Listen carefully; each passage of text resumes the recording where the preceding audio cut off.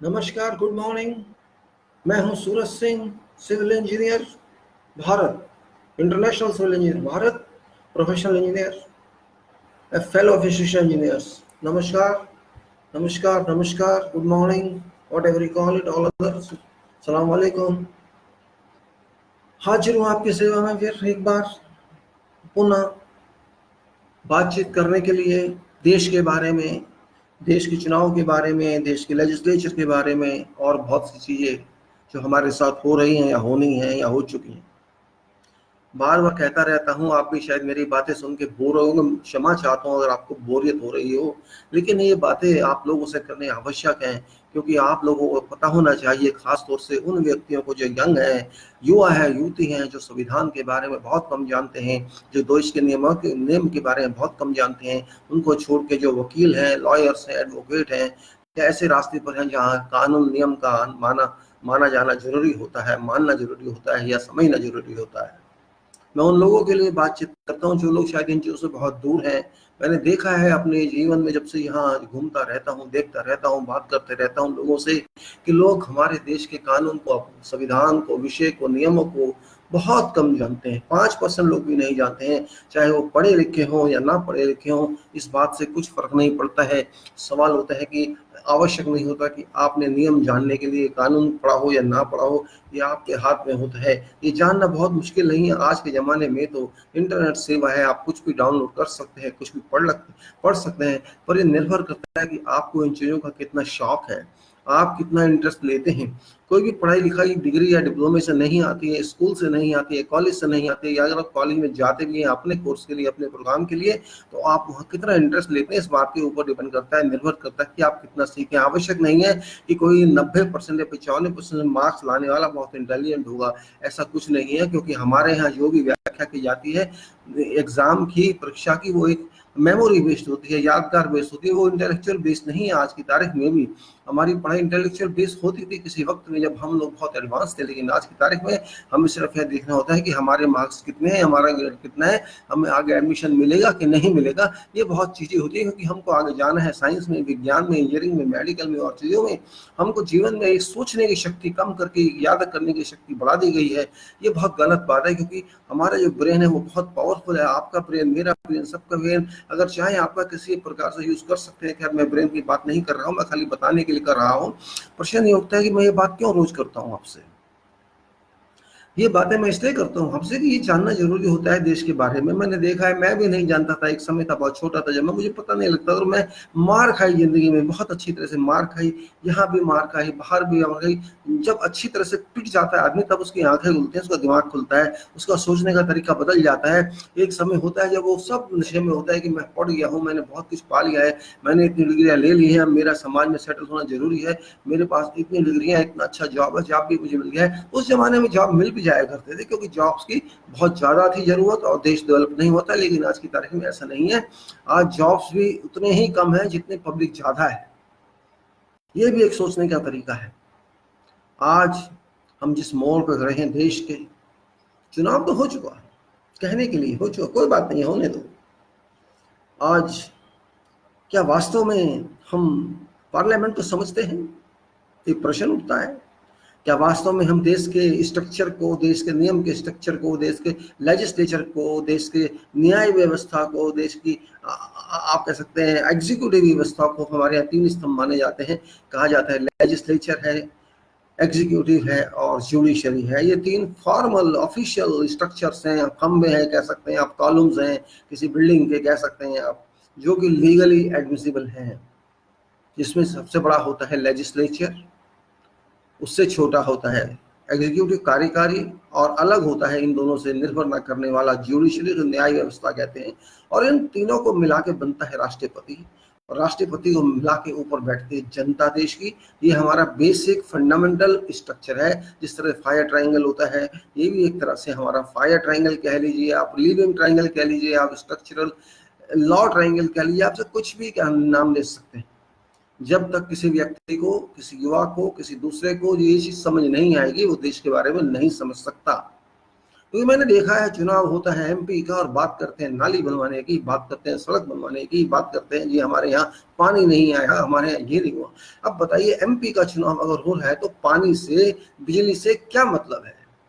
पानी देना, sewer line देना, सड़क की सफाई करना क्या म्यूनिसिपैलिटी का काम होता है या एमपी का काम होता है? अगर आपको बात करनी है तो म्यूनिसिपल इलेक्शन में कीजिए, बात कोई और होती है। उन्हें ये नहीं पता होता जो वोट, जिनसे वोट की बात की जाती है, कि वो बेचारे समझते ही कुछ नहीं है। और हमारे जो ये जर्नलिस्ट हैं, जो टीवी वाले हैं, इनकी ड्यूटी बनती है, इनका कर्तव्य बनता है कि उन लोगों को समझाएं कि चुनाव किस चीज का है। खाली वोट डालना काम नहीं होता है एक भारत के नागरिक का। ये अपने आप में एक फेलियर है, अपने आप में एक गाली के समान है कि जी हाँ मैं वोट डालाया, चुनाव तो हो रहा है स्टेट असेंबली का, हाँ जी मैं वोट डालाया मोदी को, और चुनाव शायद पार्लियामेंट का भी हो रहा है ना, लोकसभा कहेंगे हाँ जी मैं मोदी को वोट डालाया, या मैं राहुल को, मैं कांग्रेस को डालाया, मैं बीजेपी। इससे ज्यादा घटिया सोच, इससे ज्यादा घटिया समाज कैसे होता है भाई? हर एक तरफ हम कहते हैं सबसे बड़ा विश्व का लोकतंत्र है, और हम लोकतंत्र का मतलब नहीं समझते। कमाल है। हम लोकतंत्र है, इसमें कोई शक नहीं है। और खाली हम लोकतंत्र नहीं है, अगर आप संविधान को पढ़ेंगे, उसके प्रेमल्स में जाएंगे, तो ये लोकतंत्र तो बहुत बाद में आता है। सबसे पहले रिपब्लिक आता है, उससे पहले सोवरन आता है। सोवरन क्या होता है, रिपब्लिक क्या होता है, सोशलिस्ट क्या होता है, लेकिन और आपका ये सेकुलर क्या होता है, लोकतंत्र क्या होता है, इन सब बातों को जब तक आप अच्छी तरह समझेंगे नहीं, आप चुनाव का मतलब, चुनाव में मत का मतलब, और इन इन इन जीतने वाले जो लोग हैं, एमएलए बन के आते हैं, या जो लोकसभा के मेंबर बन के आते हैं, या जो भी कोई काउंसलर बन के आता है, या पंचायत वाला बन के आता है, उनकी बातों का आप मतलब समझ ही नहीं सकते जब तक आप इन चीजों को नहीं समझ सकते। जैसे मैथ्स को समझने के लिए गिनती पहाड़े आने चाहिए, जमा घटा गुणा भाग आनी चाहिए, जिस तरह से ABCD आनी चाहिए इंग्लिश के लिए, उसी तरह से जब तक इस बात को आप नहीं समझेंगे तो आपको किधर जाना है, आपको क्या करना है, आपकी समझ में नहीं आएगा। चाहे आपकी उम्र छोटी हो या आपकी बुजुर्ग भी क्यों ना हो। बहुत से बुजुर्ग हैं, उनको नहीं पता कि संसद क्या होती थी एक जमाने में। हम पूछा करते थे अपने बुजुर्गों से, उनको नहीं पता होता। हाँ जी वो मेंबर बनेगा, बस इतना जानते थे। हाँ वो मेंबर बन गया, बस मेंबर किसका बन गया, किस लिए बन गया, वो बेचारों को नहीं पता। दुख होता है इस बात का। और शायद इसमें हमारे समाज की कमी नहीं रही है, ये 1947 से पहले की प्रॉब्लम है। ना स्कूल थे, ना यूनिवर्सिटी थी, ना कॉलेज, ना कुछ एक आध गिनती के रहे होंगे जो अंग्रेजों अपने फायदे के बनाए होंगे, लेकिन भारत की जनता के लिए स्कूल भी नहीं थे, प्राइमरी स्कूल भी नहीं थे। अरे हमारे पुराने नेता तो पता नहीं कितने कितने किलोमीटर पैदल जाया करते थे स्कूल जाने के लिए। हमारे पिताजी भी ऐसे ही, तो नदी में क्रॉस करना है, कहीं नहर क्रॉस करनी है, कहीं कुछ क्रॉस करना है, उसके बाद स्कूल पहुंचना है। ऐसी जो जिस समाज ने पढ़ने नहीं दिया अंग्रेजों वाले हम लोगों को, तो हम आगे क्या कर सकते थे? तो इसलिए गिनती है कुछ लोग जो पैसे वाले थे, या जो किसी भी तरह से बाहर जाके वकील बन गए, बैरिस्टर बन गए, वही लोगों ने आके अपना कुछ किया, और पढ़ लिख के, कागज पढ़ के, न्यूज पढ़ के, ये पढ़ के, वो पढ़ के, लोगों को इकट्ठा करके किसी भी तरह से इस भारत देश को स्वतंत्र कराए। लेकिन उसके बाद जो हुआ वो और भी दर्दनाक है। हम कहते हैं आजाद हैं, आवश्यक है, स्वतंत्र है, हम स्वतंत्र हैं, इसमें कोई शक नहीं है। किससे स्वतंत्र हैं? हम स्वतंत्र हैं उन लोगों से जो हमारे ऊपर राज करते थे, लेकिन जो राज उसके बाद बैठ कर करने लगे थे, हम उनके फिर गुलाम हो गए, क्योंकि हम अपने गुलाम स्वयं थे। हम किसी को दोष क्यों दें? हम पढ़े नहीं थे, हमने पढ़ाई में इंटरेस्ट नहीं लिया, हमने समझने में इंटरेस्ट नहीं लिया। शायद कितने लोगों को पता होगा जब भारत का संविधान का ड्राफ्ट को नोटिफाई किया होगा 1 साल के लिए, कितने लोगों को पता होगा भारत के अंदर? मुझे नहीं लगता कि 0.5% लोगों को भी पता होगा। 1947 से जो उसके बाद ड्राफ्ट बना था, कॉन्स्टिट्यूएंट असेंबली द्वारा जो ड्राफ्ट आज के संविधान का तैयार किया गया था, 1 साल के लिए नोटिफाई किया गया था, वो भारत में कितने लोगों ने पढ़ा होगा? जरा आप सोचिए। 1949 में, 48 में, 50 में नहीं पढ़ा होगा। उन्हीं लोगों ने पढ़ा होगा जिन्होंने लिखा होगा, या उन्हीं लोगों ने उस टाइम वकील रहे होंगे, या जज रहे होंगे, या ऐसे लोग रहे होंगे जो पढ़े लिखे फैमिली से थे, या जो पैसे वाले थे, जिनकी एक्सेस थी। बाकी लोग तो बेचारे खेती में, दुकान करने में, कुछ भी काम करने में अपना जीवन व्यतीत करते थे। उन बेचारों को तो पढ़ना भी नहीं आता था, हिंदी का अखबार भी नहीं पढ़ सकते होंगे उस समय में, वो उर्दू के अखबार पढ़ते होंगे, क्योंकि उस टाइम उर्दू का चलन होता था, हिंदी का चलन भी नहीं होता था। चाहे वो अदालत रही हो, चाहे वो ऑफिस रहे हो, या कुछ भी रहे हो, आप अगर कोई पुराना भी दस्तावेज उठा के देखेंगे भारत के 1947 के पहले का, तो आपको वहाँ उर्दू में सब कुछ नजर आएगा। चाहे डॉक्यूमेंट रजिस्ट्रेशन रही हो, चाहे कोई नक्शा बना हो मकान बनाने का, या कुछ और हो, ज्यादातर काम उर्दू में हुआ करते थे।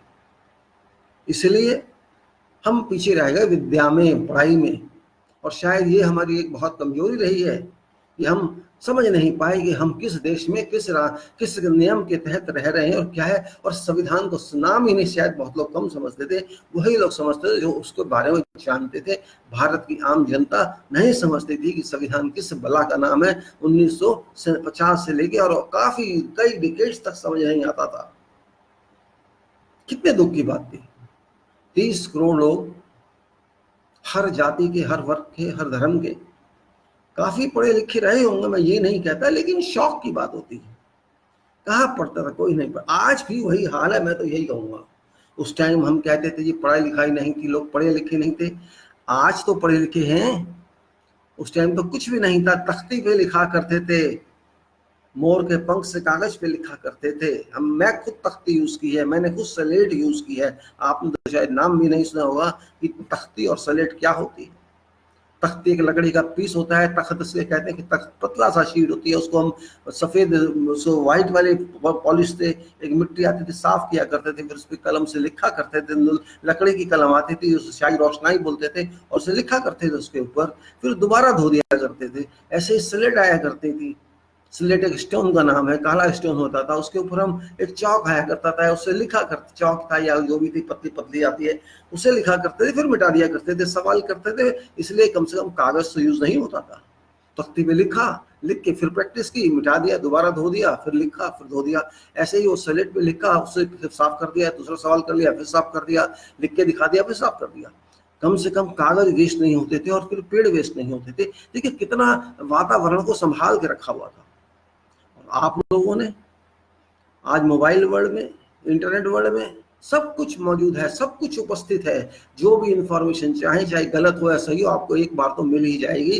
बाकी आप पर निर्भर करता है उसको डाउनलोड करके अपनी एक फोल्डर में डाल दें, कभी जिंदगी में खोले नहीं पढ़ने के लिए, और दूसरा उसको आप पढ़ लें। ये आपकी सोच पर निर्भर है, आपके शौक पर निर्भर है। मैंने बहुत से लोगों को देखा है डाउनलोड के, यार अरे मैंने ये साहब को देखा, ये इलेक्ट्रिक डाउनलोड के, अरे क्यों भैया क्या करोगे, अरे बुक्स है मैं डाउनलोड कर रहा हूँ। अरे 100-150 बुक्स डाउनलोड पर करेगा क्या इनका, अरे कोई पढ़ लेगा मेरे घर में। मतलब डाउनलोड करके भी फायदा क्या आपका, अगर पढ़ने आप पढ़ लीजिए ना, उसको डाउनलोड करके रखो, लेकिन पहले पढ़ तो लो, पढ़ेंगे नहीं। तो मेरे दोस्तों, मेरे युवा भाइयों बहनों, क्या कहना चाहिए, जो भी समझ लीजिए आप, देश के युवा हो, देश के युवा पे देश को बहुत गौरव होता है, युवा हो युवती हो। अगर देश का युवा इंटरेस्ट नहीं लेगा, किसी भी चीज में आगे नहीं बढ़ेगा, तो देश आगे नहीं बढ़ेगा। ये भी सच बात है। देश का युवा सीखता है, समझता है, कई वर्ष लगाता है पढ़ाई में। एडल्ट जब तक होता है वो पढ़ता रहता है, एडल्ट होने के बाद भी पढ़ता रहता है, कई कई साल पढ़ता है, स्कूल की डिग्री लेता है, स्कूल की ग्रेजुएशन लेता है, फिर वो कॉलेज की ग्रेजुएशन लेता है, यूनिवर्सिटी की ग्रेजुएशन लेता है, फिर वो प्रोफेशनल ग्रेजुएशन लेता है, फिर वो काम सीखता है, फिर वो फील्ड में जाके काम करता है। उसके बाद वो कुछ जानता है कि मैंने क्या किया, और उसके बाद फिर लाइफ में इंटरेस्ट बिल्ट होते जाते हैं, आगे निकलता जाता है। अगर एक्टिव होता है, अगर वो इसीलिए होता है मुझे खाना पीना है, सोना है, मतली सैलरी चाहिए, बाकी दुनिया जाए भाड़े, मुझे क्या लगना है, तो मैं उसको युवा मानता ही नहीं, क्योंकि वो सोने वाला व्यक्ति। आप सोइए, सोने के समय, इसका मतलब ये नहीं कि 24 घंटे में आप क्या 12 घंटे सोएंगे, 3-4 का 5 घंटे 6 घंटे सो लीजिए, बहुत है, उसके बाद तो जागिए आप।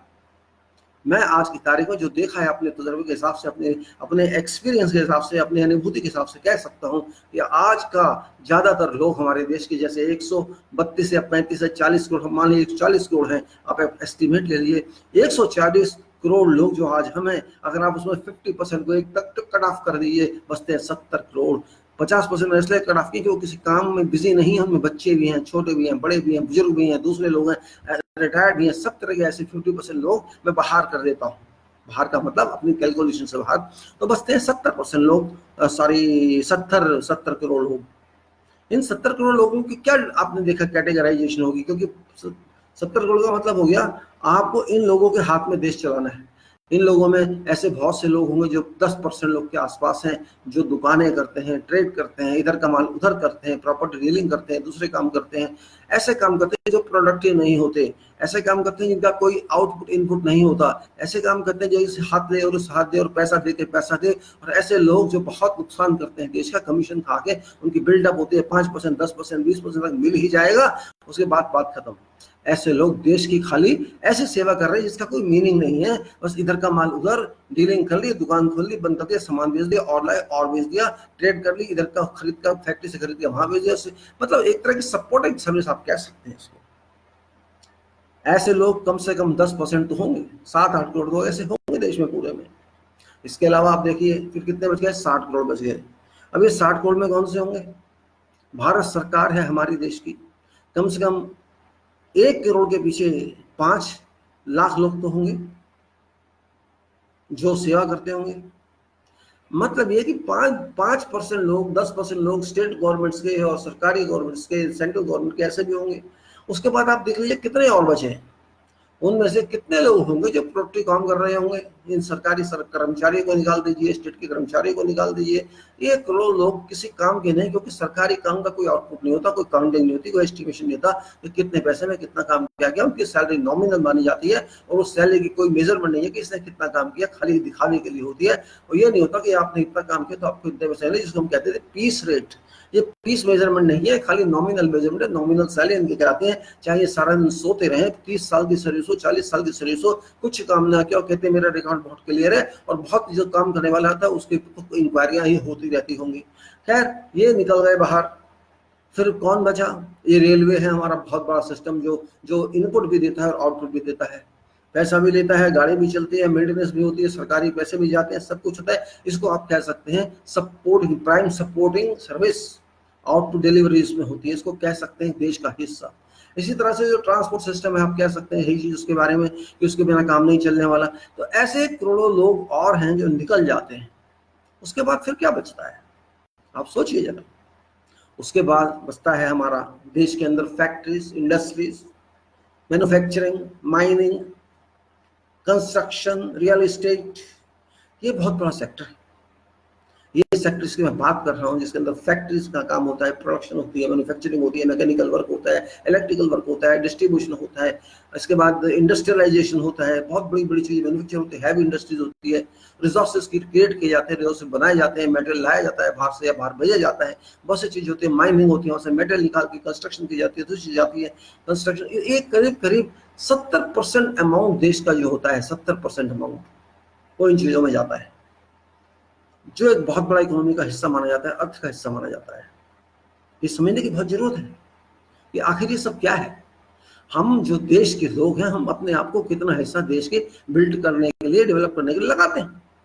मैंने सरकारी लोग निकाल दिए, मैंने दुकान वाले निकाल दिए, मैंने ट्रेडर्स निकाल दिए, मैंने दूसरे निकाल दिए, मैंने होटलर्स निकाल दिए, सब निकाल दिए। ये रेलवे वाले लोग, ट्रांसपोर्टेशन वाले लोग, फैक्ट्री वाले, इंडस्ट्रीज वाले, माइनिंग वाले, कंस्ट्रक्शन वाले, रियल एस्टेट वाले, ये देश की जान माने जाते हैं। इसके बिना कुछ आगे नहीं होगा, ना इंडस्ट्री चलेगी, ना फैक्ट्री चलेगी, ना कंस्ट्रक्शन चलेगी। तो वर्कर्स खाली बैठ जाएंगे, करोड़ों वर्कर्स जो बैठे ही हुए हैं। देश के करोड़ों वर्कर ऐसे जिसको कहा जाता है बहुत पढ़े लिखे नहीं होते हैं, लेकिन वो जो जानते हैं वो पढ़े लिखे नहीं जानते हैं। जो काम एक वर्कर कर सकता है, जो काम एक फोरमैन कर सकता है, जो काम एक सीवर कर्मचारी कर सकता है, सफाई करने वाला, जो काम कोई इलेक्ट्रिशियन कर सकता है, जो काम प्लम्बर कर सकता है, ये इतने हाई प्रोफाइल काम है टेक्नीशियंस के कि जिसकी इज्जत हमारे देश में नहीं होती है। अफसोस की बात है कि हमारा पढ़ा लिखा वर्ग इस दिमाग का कचरा लेके पैदा होता है और समझता है कि व्हाइट कलर जॉब इंटेलिजेंट लोग होते हैं, ये लोग बेवकूफ होते हैं, इनको लेबर कहा जाता है। मुझे अफसोस होता है इस बात पे। मेरे दिमाग में अगर एक प्लम्बर की इज्जत आईएएस से ज्यादा होती है, मैं एक इंजीनियर हूं, मैं प्लम्बर की इज्जत, इलेक्ट्रिशियन की इज्जत, डक्ट वर्कर की इज्जत, मैकेनिकल टेक्नीशियन की इज्जत, और ऐसे ही वेल्डर्स की इज्जत, दूसरे लोग जो प्रोफेशनल काम करते हैं, जो कुछ बना के देते हैं, उसकी वैल्यू आईएएस ऑफिसर ज्यादा मानता हूं मैं। क्योंकि आईएएस कुछ नहीं करता, उसको कोई कंट्रीब्यूशन नहीं है इस देश के लिए, लेकिन इनका है। ये मकान बनाते हैं, ये सड़क बनाते हैं, ये मैन्युफैक्चरिंग पार्ट्स बनाते हैं, ये कार बनाते हैं, ये इंडस्ट्री बनाते हैं, ये हमें मेटल बना के देते हैं। ये सब कुछ अगर ये ना दे तो हम कुछ नहीं कर पाएंगे। इस बात को समझना बहुत जरूरी है। ये इतने पढ़े लिखे एकेडमिक वाइज नहीं है, लेकिन जो ये काम जानते हैं वो आप कभी कर नहीं सकते। ये हाथ का काम जानते हैं, दिमाग का काम जानते हैं, जुगाड़ लगाना जानते हैं, टेक्नोलॉजी जानते हैं, टेक्निक्स जानते हैं, ये समझ सकते हैं क्या करना है क्या करना। ये अपने कपड़े की प्रेस नहीं देखते, ये क्रेज नहीं देखते, ये ब्लू कॉलर्स हैं, ये देखते हैं मुझे काम से मतलब रिजल्ट आना चाहिए, वो जरूरी होता है। एक समय तक ये खुदाई की जाती थी इस देश में, मशीन जब नहीं होती थी, लोग अपने लुंगी पहन के उतर जाते थे खड्डे के अंदर खुदाई करने के लिए। मुंह पे मिट्टी लग जाती थी, शरीर में मिट्टी लग जाती थी, नहा लेते थे जाके, लेकिन काम करते थे। वो काम आज मशीनें करती हैं, बस फर्क इतना है डीजल खराब होता है मशीन में, लेकिन वो साफ होता था, कम से कम लाखों लोगों को जॉब मिल जाता था। खैर मैं एग्जाम्पल्स आपको इसलिए दे रहा हूँ कि ये समझना चाहिए आपको कि हम देश में क्या करना चाहते हैं। क्या हम देश को सत्यानाश करना चाहते हैं पढ़े लिखों के हाथों? आज पढ़े लिखे इतने हो गए, BA, MA, PhD, non vocational courses, non professional courses, और प्रोफेशनल का भी यही हाल है। प्रोफेशनल को आज की तारीख में बहुत बड़ा नहीं माना जाएगा, क्योंकि उनकी भी प्रोफेशन नहीं है। अगर आप प्रोफेशन आप किसे कहते हैं, मेरा क्वेश्चन आपसे ये, क्या होता है प्रोफेशन? आप बताएंगे क्या होता है? प्रोफेसर ही बता दें, प्रोफेशनल बता दें किसे प्रोफेशन कहते हैं। प्रोफेशन का मतलब होता है किसी भी फील्ड में, किसी भी काम में एडवांस स्टडी करना। और एडवांस स्टडी करने का मतलब थ्योरेटिकल स्टडी से नहीं है। एडवांस स्टडी का मतलब टोटल स्टडी से है। और टोटल स्टडी आप किसे कहते हैं? जिसको मैं क्वालिफाइड स्टडी मानता हूँ, जिसको मैं कहता हूँ academic study plus theoretical study plus experience based study, that is attainment, जिसको कहते हैं कि हमने काम करके क्या सीखा और वो सीखने के बाद काम में हमने क्या इंप्रूव किया। जिसे हम कहते हैं 6 सिग्मा की मैनेजमेंट होती है, IS 9001 की मैनेजमेंट होती है 2015 की, जिसमें पूछा जाता है कि आपने अपने काम करने में क्या सीखा। ये बताना बहुत जरूरी है, समझना बहुत जरूरी है। अगर मैंने 5 साल काम किया, कुछ जो भी काम किया, जो भी एक्टिविटी की, मैंने गलतियां की होंगी, ऐसा कोई कह नहीं सकते मैं गलती नहीं कर सकता है, तो कहने की बातें होती हैं। 6 सिग्मा भी कहता है कि आपको इतने मिलियंस में एक मिस्टेक अलाउड है, ये नॉन प्रैक्टिकल बातें। ठीक है, 6 सिग्मा अपनी जगह है, मैं उसकी बहस नहीं करता। कहते एक गलती अगर आपसे हो जाए इतनी मिलियन एक्टिविटीज में, तो ये 6 सिग्मा है, इसको इंप्रूव कीजिए। मानते हैं इंप्रूव कीजिए, इतनी वैल्यू आप क्यों बताएंगे? प्रैक्टिकली पॉसिबल नहीं। ये रियल एस्टेट जैसे जॉब में, कंस्ट्रक्शन लाइन के जॉब में, सड़क बनाने के जॉब में, ऐसे जॉब में जहां आदमी इन्वॉल्व है, सारी मशीन इन्वॉल्व नहीं है, वो आप कैसे कह सकते हैं इतने मिलियन काम करने के बाद आपकी एक एरर एडमिसिबल है? हाँ है एडमिसिबल एक तरह से। अगर मैं कुछ देखिए, मैं सरिये बांध रहा हूँ, काट रहा हूँ, बेंड कर रहा हूँ, मैं ये रोड़ी और आपकी जो डेस्क है इसका मैं काम कर रहा हूँ, मैं दूसरी चीजें कर रहा हूँ, मैं शटर लगा रहा हूँ, मैं नेल, तो अगर मैं एक एक नेल काउंट करूँ, एक एक सरिये को बैंडूं, काटूं, जो भी करूं, उसको एक एक सरिये की हर एक्टिविटी एक एक काउंट करूं, अगर मैं हर बैच के काउंट करूं, मैं हर वाइट लगाते वक्त काम करूं, मतलब हर एक्टिविटी एक एक सेकंड में काम करूं, तो मिलियंस हो जाएंगी। लेकिन कौन कौन करेगा? एक नॉनसेंस है। खैर, हम किसी की बुराई क्यों करें? कहने का मतलब मेरा प्रोफेशन में ये आ जाता है कि हम जिसको प्रोफेशनल कहते हैं, MBA अपने आप को प्रोफेशनल कहते हैं, हालांकि वो प्रोफेशनल नहीं है, क्योंकि उनमें कोई एक्सपर्टीज ऐसी नहीं है कि उनको MBA को प्रोफेशनल कहा जा सके। क्या कर रहे हैं, क्या दे रहे हैं समाज को, वो क्या प्रोडक्शन दे रहे हैं, उनकी कुछ नहीं। इंजीनियरिंग हो गई, मेडिकल हो गया, 2 को मैं प्रोफेशनल मानता हूँ। टीचिंग को भी मैं प्रोफेशनल नहीं मानता हूँ, क्योंकि वो प्रोफेशनल टीचर्स तो हैं लेकिन प्रोफेशनल नहीं है।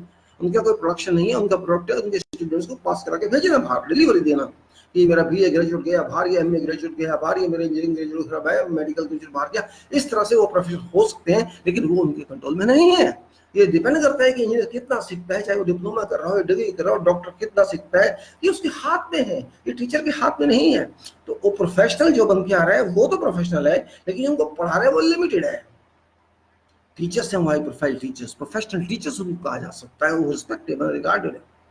इसी तरह से हर फील्ड में हम कहते हैं कि प्रोफेशनल का मतलब होता है आपको काम करके देना है, ऐसा काम जिसको यूज किया जा सके, उसे प्रोफेशनल कहते हैं। एडवांस स्टडी करके देना है, हर चीज के लिमिट्स हैं, प्लस माइनस आपको देख के कितनी ड्यूरेबल जा सकती है, कितनी जिंदगी उसकी हो सकती है, कितनी परफॉर्मेंस करेगी वो आइटम, कितनी सर्विस देगा। अगर आप कोई पार्ट्स बनाते हैं मशीन का, कोई और चीज का प्रोडक्शन देते हैं, वो कितना डिजाइन में अच्छा है, कितनी एक्यूरेसी आपने उसकी मैन्युफैक्चरिंग में की है, कितने ड्यूरेबल उसको बनाया है, उसकी इंटेग्रिटी कितनी है पार्ट्स की, उसका यूनिजन कितना है, पड़ता है, ये देखना पड़ता है। ये बहुत जरूरी है देखना। अगर आप नहीं देखेंगे तो परफॉर्म नहीं करेगा, क्योंकि मशीन में सैकड़ों पार्ट होते हैं। अगर एक भी पार्ट खराब हो जाता है तो मशीन काम करना बंद कर देती है, या अगर खराबी देती है, हीट देती है, या खराब कर देती है, इलेक्ट्रिक फंक्शनिंग माल फंक्शन हो जाती है। तो ये देखना जरूरी होता है कि मशीन में 100 पार्ट है, तो 100 पार्ट 15 साल एक साथ चलेंगे, या 50 पार्ट फेल हो जाएंगे, या उनमें से 50 पार्ट 10 साल चलेंगे, उसमें से 25 और फेल हो जाएंगे। ये डिपेंड करता है कि आप उसमें कितनी इंटेग्रिटी है पार्ट्स की, उनमें कौन से मटेरियल ऐसा लगे साथ साथ चलेंगे। इसे प्रोफेशन कहते हैं। किस तरह से डिजाइन किया गया है उसको, किस तरह से इसको सर्किट बनाया गया है, किस तरह से मैकेनिज्म सिस्टम का, ये सब प्रोफेशन होता है। और इसको समझने के लिए 1-2 नहीं साल जिंदगी लग जाती है, पूरा समझ नहीं आता है। इसी को कहते हैं एडवांसमेंट, इसी को कहते हैं प्रोफेशनलिज्म। जितना आप इंप्रूव कर सकते हैं उसके यूज के लिए, उसको आप कह सकते हैं क्वालिटी वैल्यू देने के लिए, मतलब जिससे जितना पैसा खर्चा है, जिस काम के लिए खर्चा है, अगर उससे ज्यादा बेनिफिट कोई दे सके तो वो प्रोफेशनल एडवांसमेंट होती है। उसको वैल्यू इंजीनियरिंग बोला जाता है, कि आपकी एक्सपेक्टेशन से ज्यादा सर्विस हम आपको दे रहे हैं। अगर जो देता है वो प्रोफेशनल इंजीनियर है, वही इंटरनेशनल इंजीनियर भी होता है क्योंकि वो इंटरनेशनल वर्ल्ड में काम करता है। और एक ऑर्डिनरी इंजीनियर होता है जो कॉलेज से पढ़ के आता है, यूनिवर्सिटी से पढ़ के आता है, उसको प्रैक्टिकल नहीं आता है, उसको प्रैक्टिकल सीखने में सालों लग जाते हैं। डिग्री बेशक 4-5 साल में होगी, लेकिन प्रैक्टिकल लाइफ में 20 साल भी कम होते हैं, 25 साल भी कम होते हैं, 30 साल भी कम होते हैं। आप कितना समझते हैं ये उसके बात के ऊपर होता है। इस बात के ऊपर नहीं होता कि आपने कितने साल काम किया और काम किया भी कि नहीं किया, या सोते रहे आप जाके, सुबह गए और शाम को वापस आ गए, पैसे ले लिए सर और कहा जी मैं काम कर रहा हूँ। वो प्रोफेशन नहीं होता है। प्रोफेशन का मतलब आपको डेवलप करना होता है अपने आप को, अपनी विद्या को, अपनी नॉलेज को, अपनी डिग्री को, अपनी एक्टिविटीज को, सब कुछ करके अपने माइंड को, और लोगों को सिखाना भी होता है, लोगों को सीखना भी होता है। अपने छोटों को आपने सिखाना है, दूसरों को सिखाना है, और जो आपसे सीनियर है, जो आपसे ज्यादा एक्सपीरियंस है, जो आपसे ज्यादा नॉलेज रखते हैं, उनसे आपको सीखना भी है और फिर प्रूव करना है, देखिए मैंने सिखाया था इतना करने के बाद, और ये मैंने सीखा है ये काम करने से पहले। ये होता है प्रोफेशन, ही होती है एडवांसमेंट। इस बात को समझ लीजिए। और इसी को हम एक्सपर्टीज कहते हैं, इसी को विशेषज्ञता कहते हैं। विशेषज्ञता क्यों कहा जाता है? विशेष समान से स्पेशल, और यज्ञ माने योग हम कहा जाते हैं। कंसंट्रेशन और एक्टिविटीज यज्ञ कहा जाता है। हवन में बैठ जाकर यज्ञ करते हैं, हम इसको कहते हैं हमारा हवन, हमारा माइंड से काम कर रहा है, हम काम कर रहे हैं फील्ड में, चाहे कहीं फैक्ट्री में, इंडस्ट्रीज में, वो भी एक हवन है हमारा, वो भी यज्ञ है हमारा। एक ही काम को हम 50 बार करें, 100 बार करें, 1000 बार करें, फिर दूसरे काम को करें, उसमें रिसर्च करें, कुछ भी करें, वो भी एक स्पेशलिस्ट विशेषज्ञता बन जाता है, सब्जेक्ट एक्सपर्टीज, जिसको हम कहते हैं हमारा विशेषज्ञ, हम स्पेशलिस्ट होगा इस बात की। यार ये सब बातें मैं इसलिए बता रहा हूँ कि आपको समझ आना चाहिए कि आपको क्या करना चाहिए, क्या नहीं करना चाहिए। आप समझते हैं तो ठीक है, नहीं समझते तो आपकी अपनी मर्जी है, कोई फोर्स किसी के ऊपर नहीं किया जा सकता है। हर एक की जिंदगी अपनी अपनी है। कितना आप सोचते हैं, मत कहिए कि जॉब नहीं मिलता बाद में, मत सोचिएगा ये ना, जॉब खाली मिलना काफी नहीं होता है, जॉब को चलाना बहुत जरूरी होता है। जॉब चलाने का धक्का मारने से नहीं है, जॉब चलाने का लर्निंग स्टेज से है। आपको जॉब की हर चीज को सीखना होगा, उसके इन को सीखना होगा, आपको उसमें अपना कंट्रीब्यूशन देना होगा, और जो दूसरे कंट्रीब्यूशन ले रहे हैं उससे भी आपको समझना होगा, दूसरों को सिखाना भी होगा और सीखना भी होगा है। इसलिए मैं कह रहा था कि हमारे देश के जितने पढ़े लिखे हो क्यों रह जाते हैं पीछे, प्रोफेशनल हो, दूसरे हो। और मैं ये भी नहीं कह रहा कि विदेशी बहुत अच्छे होते हैं, मैं इस बात को नहीं मानता। मैंने अभी 20 साल से ज्यादा विदेशों में काम किया है, और उन लोगों में क्या जो टॉप क्लास के एक्सपर्ट्स होते हैं, शायद वो मैं अमेरिका में काम करता तो नहीं मिलते, यूके में काम करता तो ऐसे एक्सपर्ट्स नहीं मिलते, लेकिन क्योंकि मैंने गल्फ कंट्रीज में काम किया है, मिडिल ईस्ट में काम किया है, ऐसे लोगों में काम किया, 50 से ज्यादा नेशनलिटी से मैं काम कर चुका हूँ। उसमें अमेरिकन भी आते हैं, उसमें यूके वाले भी आते हैं, उसमें फिलीपाइंस के भी आते हैं, थाईलैंड के भी आते हैं, बांग्लादेश के भी आते हैं, पाकिस्तान के भी आते हैं, हर कंट्री गल्फ के तो आते ही आते हैं। ऐसे लोग विद कितनी नेशनलिटी, फिलिस्तीन, अरब कंट्रीज, अरब क्रिश्चियन, अरब मुस्लिम, इराक, ईरानी, दूसरे कोई हिसाब किताब नहीं है। थाईलैंड, फार ईस्ट में बहुत सारी कंट्री, चाइनीज, दूसरे कंट्री, लेबर हायर क्लास के ऑफिसर्स हैं, दूसरे हैं, कितनों के साथ काम किया है, अच्छा लगा सीख के। ये नहीं कह सकते इन सब के सामने अमेरिका बहुत तेज है।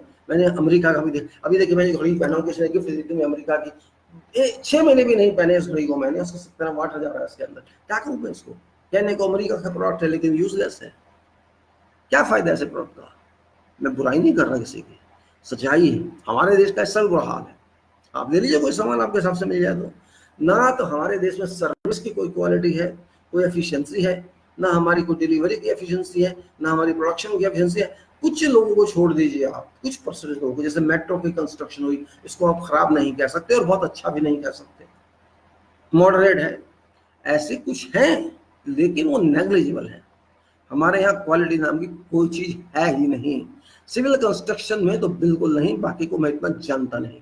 मैकेनिकल में होगी, मैकेनिकल वाला बता सकता है, लेकिन मेरे हिसाब से मैकेनिकल में भी नहीं है, इलेक्ट्रॉनिक्स में भी नहीं है, किसी में भी नहीं है। सब जगह लैकिंग है, स्कैकिंग है, सब लोग धक्का मार काम कर रहे हैं यहाँ पे। आप सर्विस ले लीजिए कहीं, अभी एक मेरी बैटरी खराब हो गई थी, इसी एयरटेल वाले की बैटरी। ये बैटरी मैं उसको बदलवाने गया, भाई ठीक है, सो कहता मैं नहीं दे सकता, जाइए मार्केट में खरीद लीजिए। मार्केट में पता करने गया तो कहते हैं ये तो नहीं है, मंगा देंगे। अच्छा जी मंगा दीजिए, कब आ जाएगी? कल आ जाएगी। कल गए पता किया, नहीं आई, फिर पता किया नहीं, अजी मिल नहीं रही है, बहुत मुश्किल है। अच्छा भाई मैं कहीं और से अरेंज कर सकता हूँ, अगर मिल जाएगी तो ठीक है, नहीं पैसे वापस दे दूंगा आपके। ठीक है जी, मर्जी आपकी। मैं परेशान, बाई चांस लक अच्छा था कि कहीं से एक बैटरी मिल गई, नहीं तो मुझे डिवाइस चेंज करनी पड़ती। मेरा कहने का मतलब ये कि कोई भी, अरे आप ऐसी चीज लगाते क्यों जो रिप्लेस नहीं हो सकती। कई मेल लिखी एयरटेल वालों को, वही एक स्टैंडर्ड जवाब होता है उनका, थैंक यू वेरी मच, हमने आपकी प्रॉब्लम देख ली, आज रिवाइज करें, बात करेंगे या इनसे बात करें। एक ही जवाब, कोई पढ़ेगा तक नहीं यहाँ पे। मैं कहीं लिखता ट्राई को, चिट्ठी को जवाब नहीं आता, ट्राई को मेल लिखी भैया क्यों पैसे 35 रुपए का, ट्राई कोई जवाब नहीं आया। आजकल 35 रुपए करते हैं अगर प्रीपेड हो आपका तो, और 28 दिन में। अरे भाई हमें जरूरत नहीं है फोन की, भाई क्यों हम देते रहे आपको पैसे, नहीं जी हमारा काम, भाड़ में गया तुम्हारा कानून यार, देखो हम नहीं दे सकते, आप जवाब दीजिए, कोई जवाब नहीं आएगा आपके पास, कोई जवाब नहीं आएगा। सरकारी से तो आने छोड़ दीजिए, कोई जवाब आपको मिलेगा, देगा भी तो कोई नहीं देगा। कई चिट्ठी मैंने म्यूनिसिपैलिटी वालों को लिखी, यहाँ पर भी देखिए कूड़ा नहीं उठाते, अब कोई जवाब नहीं है। ये भारत देश इतना आगे बढ़ रहा है कि आप सोच नहीं सकते। और आप कहेंगे मैं क्यों बुराई करूं, बुराई क्यों ना करूं, मेरा हक नहीं है बुराई करने का, बिल्कुल करूंगा बुराई, मुझे इससे लेना देना नहीं, सरकार किसके किसके नहीं है, मुझे सर्विस चाहिए, हम टैक्स देते हैं गवर्नमेंट को। तो मेरे भाइयों, मेरा कहने का मतलब ये हमारे देश का जो हाल है क्वालिटी में, क्वांटिटी को तो आप जितनी मर्जी ले लीजिए, कचरा सब मिल जाएगा आपको, जितना मर्जी कचरा ले लीजिए। मैं देखता हूँ सरिये आते हैं यहाँ पे, मोड़े मोड़ाए सरिये लाते हैं, 12-12 मीटर का सरिया, 14 मीटर का स्टैंडर्ड होता है, उसको मोड़ के लाते हैं, ट्रक में रख के ऐसी की तैसी कर देते हैं सरिये के, लाते लाते फिर गिरा देते हैं सड़क पे, ऐसे ही पड़ा है मिट्टी में, पड़ा है, धूल जम रही है, बारिश पड़ी है, लाल हो गया, जंग लग गया, सब कुछ हो गया, फिर उसको उठाएंगे, सीधा करेंगे, फिर उसको काटेंगे, बैंड करके बिल्डिंग में लगा देंगे। जय भारत कहना पड़ेगा, क्योंकि भारत में हो रहा है, किसी और देश में मैंने आज तक नहीं देखा, और गलत है, लेकिन कौन सुनने वाला है, कौन सुनता है यहाँ, कोई नहीं सुनेगा आपकी। आप भोंकते रहिए, चिल्लाते रहिए, शोर मचाते रहिए, भैन के साथ वो मतलब भैंस के सामने बीन बजाना, जो क्राइम विल्डरनेस, वैसा ही माहौल है हमारे देश का। पता नहीं कैसे हो गया, मेरी समझ नहीं आया। जब मैं छोटा था, यंग था, तो मैं जॉब किया करता था दिल्ली अथॉरिटी में, तो उस टाइम इतनी बुरी हालत नहीं थी। ये 1900, ये मैं बात कर रहा हूँ 1975 से लेकर 1980 तक अच्छी था, हमें लगता था भी ठीक है कुछ तो हो रहा है, लेकिन वो भी था हरामी पना, उस टाइम भी था, लोग काम नहीं करते थे, कमीशनें खाते थे। आज तो शायद सब कुछ ही खा जाते हैं। मेरा कहने का मतलब, जो मैं ये बात आपसे कर रहा हूँ, मैं इसलिए कर रहा हूँ कि मेरा सब्जेक्ट आज का ये सब्जेक्ट नहीं है मेरा। मैं बात कर रहा हूँ देश के हालात पे, कि हमारा देश किधर जा रहा है, हम किधर लेके जा रहे हैं आखिर इस देश को। क्या देश इसलिए बना है कि हम चुनाव करते रहें, वोट देते रहें? ये प्रश्न उठ गया है आजकल, आज के समय में। ये बहुत बड़ा प्रश्न है जो मैं उठा रहा हूँ आपके सामने, आपको समझना चाहिए मैं क्यों उठा रहा हूँ। हमारा देश, संविधान मिला देश को, आजादी मिली देश को, संविधान हमारा आत्मा का एक आईना है, एक मिरर है जिसे कह सकते हैं आप। इसके अंदर आप देख के अपने आप को पहचान सकते हैं। मैं ये कह सकता हूँ संविधान का मतलब ये है, सभी का मतलब एक कंबाइन कर दिया विधानों को, हमारे विधान किए हैं, हमारी जो फ्यूचर है, हमारा जो वर्तमान है, पीछे कैसे भी रहे हो, आने वाले समय में हम इस तरह से रहना चाहते हैं। संविधान का मतलब यही होता है, और ये पब्लिक ने स्वयं को दिया है, पब्लिक ने स्वयं बनाया है, ये पार्लियामेंट ने नहीं बनाया है, क्योंकि पार्लियामेंट तो थी ही नहीं उस समय। एक टेम्पररी पार्लियामेंट बनाई गई थी, कमेटी टाइप, जिसको कहा था कॉन्स्टिट्यूशनल असेंबली, जिसके अंदर बहुत सारे लोग थे। उन्होंने ये ड्राफ्ट बना के पब्लिक को, आप देख लीजिए, इसको समझ लीजिए, अगर आपको इसमें कोई प्रॉब्लम है तो हमें बता दीजिए। उनको टाइम दिया गया, लेकिन किसने पढ़ा होगा, यहाँ पढ़ता कौन है? आज भी नहीं पढ़ते तो उस टाइम पे कौन पढ़ेगा? चाणक्य तो आएगा नहीं पढ़ने, विश्वकर्मा भी नहीं आएगा बताने, कोई नहीं आएगा, कोई पढ़ेगा नहीं, किसी ने नहीं पढ़ा। मुझे लगता नहीं कि देश के एक आध आदमी ने भी पढ़ा हो। हिंदी को छोड़ दीजिए, जो कमेटी के मेंबर्स रहे होंगे या दूसरे MP उस टाइम रहे होंगे, या ऐसे लोग जो पढ़े लिखे घरानों से आते होंगे, या जो पढ़े लिखे स्वयं होंगे, मुश्किल से होंगे 1000-2000 लोग। भारत की जनता ने इसको नहीं पढ़ा होगा, जो कि साफ दिख रहा है। पढ़ा होता तो इतने कभी सुधार नहीं होते जिसमें हो चुके हैं। आज भी कोई फर्क नहीं है, कोई अंतर नहीं है उस समय की शिक्षा स्थिति में और आज की शिक्षा स्थिति में। उस समय की जो शिक्षा होती थी उसमें कहा जाता था कि मेरा बच्चा गैजेटेड अफसर बनेगा, या मेरा बच्चा इंजीनियर डॉक्टर बनेगा, देश की सेवा करेगा, देश को आगे ले जाएगा, हमारे परिवार की इज्जत बढ़ाएगा। हमारा जैसे गाना आता था ना, पापा कहते हैं बेटा बड़ा काम करेगा, इंजीनियर का काम करेगा, ये गाना नहीं है। तो उस टाइम में ऐसा होता था, लेकिन आज कहते हैं, पापा कहते हैं कि मेरा बेटा करोड़पति कैसे बनेगा, मेरा बेटा जल्दी से चोरी डकैती कैसे करेगा, मेरा बेटा जल्दी से पैसे लेके बैंक की देश छोड़ के कैसे भागेगा। आज ये सोच है, मेरा जल्दी से बेटा कैसे जल्दी बंगला बनाएगा, मेरा बेटा जल्दी से कैसे अपनी बहू लाके उसको खूब पैसा दहेज में मांगेगा। आज ये सोचते हैं, भाग रहे हैं लोग। तो बाप ने किसी ने सोचा ही होगा ना, तो ऐसे कैसे भाग जाएगा? उसके परिवार में शिक्षा ऐसी दी गई होगी, चाहे वो कोई भी नाम का आदमी हो, बैंक लूट के करोड़ों रुपए भाग गया, मतलब उसका बाप भी यही सोचता होगा, उसके बाप का बाप भी यही सोचता होगा, पक्का है। कहीं ना कोई नेता है उसका बाप, कहीं ना कहीं बड़ा नेता, छोटा नेता उसका बाप, वो ऐसे ही पैदा हुआ है, वो भी सोचेगा ऐसे ही। कहता रहे मैं कितना ईमानदार हूँ, ईमानदारी की तब प्रूव होती है, प्रूव कीजिए ना। आज की शिक्षा वही है, बेटा खाओ पियो ऐश करो, देश को लूटो भागो, देश को लूटो भागो, ऐश करते रहो सारी जिंदगी, मारो गरीब को थस्सर फोड़ दो, मैं मजदूरी गरीब से करा लो, ऐश कर लो। इनकम टैक्स की चोरी आप करें, सारे टैक्सों की चोरी आप करें, बैंक की चोरी आप करें, मेहनत करें मजदूर, खून भाए वो, पसीना भाए वो, आपके हराई बने के लिए, आपके लूट मार के लिए, आपकी ऐश और अयाम के लिए, नेताओं की जिंदगी के लिए, हरामखोरों की जिंदगी के लिए मेहनत करें मजदूर। ऐश करें आप, अमेरिका में जाके फ्लैट लें आप, बेचारा वो खुदाई करे, वो कंक्रीट डाले, वो धूप में खड़ा हो, 50 डिग्री में काम करे, बच्चे उसके बड़ी मुश्किल से पढ़ ना पाए, खाना उसको मिल ना पाए, लेकिन ऐश करेंगे आप। मतलब ये कि देश की जनता है तो आप क्या ऐश कर जाइए ना, अमेरिका में कर लीजिए, अभी किसके सर होगा आपको। एक कारपेंटर 100 पाउंड देता है, इंग्लैंड में जाओ काम करो, सीख लो वहां पे। आपको यहाँ 500-400 लेने वाला एक कारपेंटर मिल गया, एक मिल गया, 200-300-400 रुपए वाला हेल्पर मिल गया, आप ज्यादा चौड़े हो रहे हैं। अंबानी कहता है मैं दुनिया का मालिक हो गया, सबसे बड़ा, साले तेरे बाप का पैसा है ये। किसका पैसा है ये, कहां से आया ये पैसा? ये पैसा पब्लिक के खून पसीने का है, तेरे कमाई का नहीं है। जा अपनी कमाई का कमा के ला, पहले अपना बैंक खोल के ला, वर्ल्ड बैंक से पैसे लेके तब बात करिए कि मेरा पैसा है, ये मैंने दिया पब्लिक को। इसी पब्लिक का पैसे लेके, इसी पब्लिक को लूट के, इसी पब्लिक के खून को निचोड़ के आप बड़े बनते हैं और फिर कहते हैं बड़े बन गए। ये फिल्म स्टार हरामखोर सारे के सारे अरबोपति लूट के खाते हैं, इनका प्लस चोरी के सब कुछ करते हैं और कहते हैं एमपी देखिए 233 गुंडे बदमाश बैठे हैं लोकसभा में। शर्म आती है अपने आप को इस लोकसभा को लोकसभा कहते हुए, क्योंकि जिस देश में 233 बदमाश लोकसभा में आ गए 50% के आसपास, उस देश का कोई क्या करेगा? क्या करेगा उस देश का कोई? शर्म नहीं आती इन युवाओं को, शर्म नहीं आती इस देश के नागरिकों को, और शर्म आती हरामी नेताओं को, किसी के दल की क्यों ना हो, गुंडों को टिकट देते हैं। क्या दिखाना चाहते हैं आप? क्योंकि आप भी गुंडे हैं, इसलिए किसी भी पार्टी का कोई मुझे लेना देना नहीं इस बात से। जो गुंडे को टिकट देगा ना, उसकी टिकट को गुंडा कहूँ, चाहे मोदी हो या राहुल कोई हो, क्यों आते हैं गुंडे इनसे? कैसे दिया अपने गुंडे को टिकट? कैसी क्या आफत आ गई देश के अंदर? आदमी नहीं है मेरी लोकसभा, देश की लोकसभा और गुंडे उसके अंदर, कौन जवाब देगा इसका? ये हरामी का इलेक्शन कमिश्नर पास कर रहा है, एक फौजी को पास नहीं करता है, इन गुंडों को पास करता है। सोचने की बात नहीं है क्या? कानून की आड़ लेके आप गुंडे भाड़ रहे हैं, आतंकवादी जा रहे हैं वहां पे, मर्डर करने वाले जा रहे हैं वहां पे, जेल में रह गए आती है एक आतंकवादी और उसको एमपी बनाया जाता है। ये शर्म की बात नहीं है? जे आप बात करते हैं जय श्री राम की, जय श्री राम के गुंडो लाता है, ये लोग जय श्री राम कर रहे हैं बैठ के, शर्म नहीं आती इनको? भगवान के नाम पे गुंडागिरी कर रहे हैं। गुस्सा नहीं आएगा क्या? आपको क्यों नहीं आता गुस्सा? मेरे को समझ नहीं आता क्या चाहती है पब्लिक, क्या चाहती है और क्या चाहते हैं चोर डकैत नेता सारे। बोलता है मोदी पानी में तेरा बाप का पानी कहां से ला के देगा? कोई प्रोजेक्ट किया 5 साल में? क्या किया? कुछ नहीं किया पास करने के अलावा।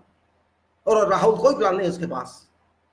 सारी पार्टियां नामर्द छुप गए बिल में जाके बैठ गए, इलेक्शन खत्म हो गए, ऐश करो। शर्म नहीं आती तुम्हें ऐसी लोकसभा के अंदर बैठते हुए जो पाप की घड़ी से बनी है, झूठे चुनाव से बनी है? जिस देश में 233 543 बैठे हैं बदमाश, उस देश का भगवान भी कुछ नहीं कर सकता। यहाँ तो एक बदमाश था, यहाँ तो 233 बदमाश है। क्या होगा इस देश का?